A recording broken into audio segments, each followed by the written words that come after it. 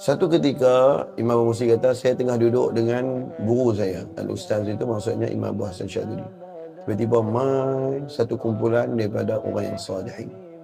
Bila mereka dah keluar, dah habis jumpa guru, selesai. Tiba-tiba guru kata, hak mai jumpa tadi semua abdan. Mai jumpa tadi semua apa? Abdan. Saya pun tengok mereka dengan pandangan mata hati saya. Muka syafah anak murid tu. Tengok-tengok seorang pun bukan abdan. Macam mana saya nak faham dengan guru saya kata mereka abdan, dengan kasyafah saya kata dia pun bukan abdan. Saya pun rasa hairan dengan apa yang guru saya bagi tahu dan apa yang sedang disaksikan oleh mata hati saya. Kadang-kadang nampak tak sama. Lepas beberapa hari lepas tu barulah guru saya bagi tahu. Man buddilat sayyi'atuhu.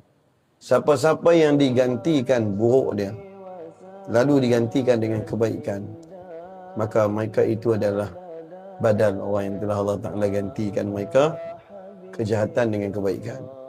Oh, baru saya faham maksudnya. Guru saya bagi tahu itulah seawal-awal martabat bagi para abdal. Mereka akan terbiasa dulu sampai itu masa nanti mereka jadi abdal. Yang sekarang ni mata hati saya tak nampak, tapi guru saya dah nampak dengan mata hati beliau. Ke depan mereka ni akan jadi abdal. Hebat no? Mai ziarah wali kutub, balik jadi abdal. Sebab tu kita jangan mengajaran daripada apa-apa kisah ni. Kita kenalah rasa dan jiwa kita. Walaupun kita banyak salah dosa ke, kesalahan jana pun, cintalah kepada orang soleh. Apakan lagi pula apabila kita tahu orang tu adalah kutub. Cintalah pada mereka. Bukan hanya sekadar cinta yang kita belajar, iaitu ziarahlah mereka.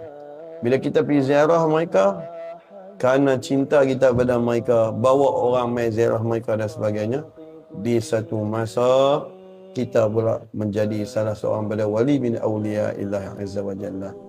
Daripada sekecil wali mungkin meningkat kepada wali abdal. Jadi permulaannya adalah dengan cinta dan juga ziarah. Sebab tu Ustaz sebut dalam qasidah, mencintai Nabi lalu kumulai dengan ziarahi ahlul baitnya yang suci. Para wali-wali dijaga ilahi, siapa membenci pastikan diperangi. Merekalah rahsia Mesirlah mensentosa, Azhar terus terbina melahirkan ulama. Allahumma salli ala nabina, Allahumma salli ala nabina, Allahumma salli ala nabina, Allahumma salli ala nabina, Allahumma salli wa sallim ala nuril anwar وسر الأسرار والترياقين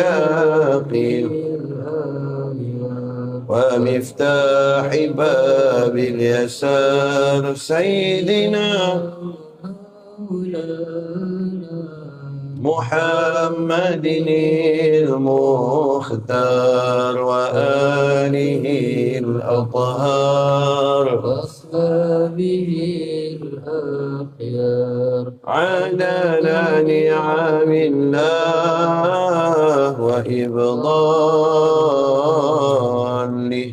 اللهم صل وسلم وبارك عليه وعلى